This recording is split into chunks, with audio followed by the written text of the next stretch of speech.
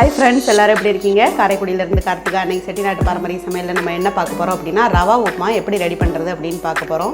இது வரைக்கும் நம்ம சேனலை சப்ஸ்கிரைப் பண்ணிக்கிறேன்னா சப்ஸ்கிரைப் பண்ணிக்கோங்க. வீடியோவை ஃப்ரெண்ட் அண்ட் ரிலேட்டிவ்க்கு ஷேர் பண்ணுங்கள். வீடியோ ஷேர் பண்ணால் மட்டும் பத்தாது, சப்ஸ்கிரைப் பண்ணும்போது பெல் ஐக்கானையும் கிளிக் பண்ணிக்கோங்க. அப்போ தான் நான் போடுற வீடியோ உங்களுக்கு உடனே கிடைக்கும். ரவா உப்புமா எல்லாமே பார்த்தீங்கன்னா கடுகு உளுந்தம்பருப்பு போட்டு தாளிச்சிருப்பீங்க.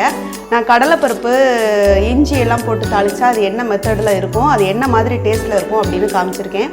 வாங்க இப்போ எப்படி ரவா உப்புமா செய்கிறது அப்படின்னு பார்க்கலாம்.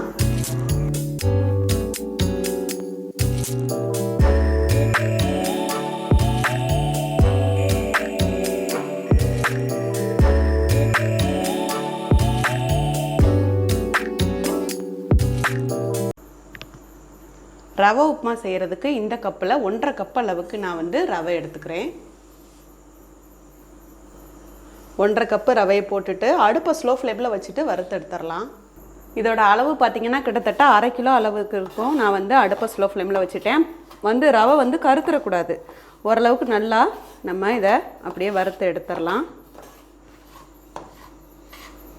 பாருங்கள், ரவை நல்லா வறுபட்டுருச்சு, நல்லா பொறுப்பாக வறுபட்டுருச்சு. ஒரு வாசம் நமக்கு வர ஆரம்பிச்சிருச்சு. இப்போ நம்ம ரவையை அப்படியே இறக்கிட்டு வேறு ஒரு பாத்திரத்தில் உப்புமாக்கு தாளிச்சுக்கலாம். இப்போது தாளிப்புக்கு ஒரு பாத்திரம் வச்சுருக்கேன். அதில் பார்த்தீங்கன்னா 3 ஸ்பூன் அளவுக்கு எண்ணெய் விட்டுருக்கேன். 1/4 ஸ்பூன் அளவுக்கு கடுகு சேர்த்துக்கலாம். 2 ஸ்பூன் அளவுக்கு உளுந்தம்பருப்பு சேர்த்துருக்கேன். 2 ஸ்பூன் அளவுக்கு கடலைப்பருப்பு சேர்த்துருக்கேன். கடலைப்பருப்பு உளுந்தம்பருப்பு லேசாக நமக்கு செவக்க ஆரம்பித்த உடனேயே நம்ம பச்சை மிளகா சேர்த்துக்கலாம். பச்சை மிளகா பார்த்தீங்கன்னா 3 பச்சை மிளகா கொஞ்சம் பொடியாக கட் பண்ணியிருக்கேன், அதை சேர்த்துக்கலாம்.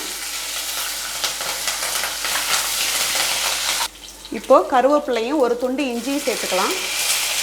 எல்லாம் நல்லா பொரிஞ்சதும் 2 பெரிய வெங்காயம் பொடியாக கட் பண்ணியிருக்கேன், அதையும் சேர்த்துக்குவோம்.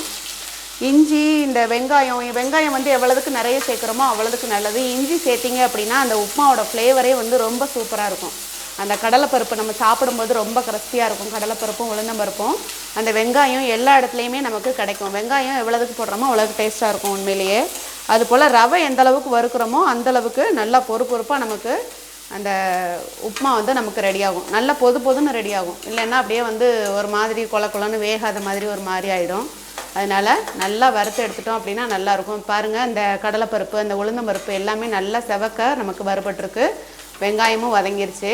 நான் இப்போ எந்த கப்பில் அளவு எடுத்தனோ ரவை, அந்த கப்பில் 1.5 கப்பு எடுத்தேன்னா 3 கப் அளவுக்கு நான் இப்போது தண்ணி சேர்த்துக்க போகிறேன். ஒரு பங்குக்கு 2 பங்கு ரவைக்கு தண்ணி சேர்த்துக்கணும். நல்லா வதங்கிருச்சு. இப்போ தண்ணி ஆட் பண்ணிக்கலாம். இந்த கப்பில் 3 கப் அளவு தண்ணி சேர்த்துக்கிறேன். தண்ணி 3 கப்பு சேர்த்தாச்சு. தேவையான அளவு உப்பு சேர்த்துக்கலாம். உப்பு சேர்த்துட்டு நல்லா கலரி விட்டுருங்க. தண்ணி ஒரு கொதி வந்த பிறகு நம்ம ரவை சேர்த்துக்கலாம். ரவையை கொஞ்சம் கொஞ்சமாக சேர்த்து கலரிக்கிறணும்.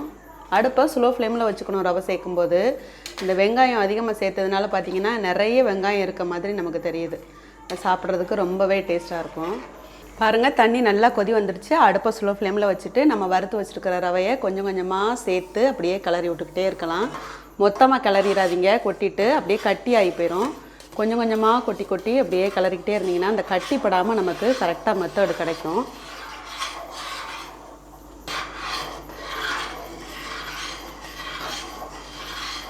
அப்படியே கிளறி விட்டுக்கிட்டே மொத்த ரவையும் சுற்றி வர நம்ம சேர்த்து விட்டுறலாம். அடுப்பை ஸ்லோ ஃப்ளேமில் வச்சுருங்க, கட்டி இல்லாமல் கிளறிக்குவோம். பாருங்கள், கொட்டுன 1 நிமிஷத்துலேயே நல்லா பொதுப்பாக நமக்கு மாறிடுச்சு. ஆனால் அது இப்படி நமக்கு வெந்தால் பத்தாது. இதை ஒரு 2 நிமிஷம் நம்ம மூடி போட்டு மூடி வச்சிடலாம். ரொம்ப சிம்பிளாக செய்யக்கூடிய ஒரு டிஃபன் அப்படின்னா ரவை உப்புமான்னு சொல்லலாம். அப்படியே மூடி வச்சுட்டு ஒரு 2 நிமிஷம் கழித்து பார்ப்போம். இப்போ ஒரு 2 நிமிஷம் ஆயிடுச்சு, நம்ம பார்க்கலாம். நல்லா வாசம் ஏற்கனவே நம்ம தாளிக்கும் போதே ரொம்ப வாசமாக இருந்துச்சு. பார்த்திங்கன்னா நல்லா நமக்கு பொழுப்பாக சூப்பராக ரெடி ஆயிடுச்சு. பாருங்கள், பொழுன்னு நல்லா ரெடி ஆயிடுச்சு. ரொம்ப சிம்பிளாக இன்ஸ்டண்ட்டாக நம்ம செய்யக்கூடிய ரவை உப்புமா எப்படி செய்கிறதுன்னு பார்த்தோம். இது போல் நீங்களும் ட்ரை பண்ணிவிட்டு எனக்கு கமெண்ட் பண்ணுங்கள், லைக் பண்ணுங்கள், சப்ஸ்கிரைப் பண்ணுங்கள், வீடியோவை ஷேர் பண்ணுங்கள். தேங்க்யூ.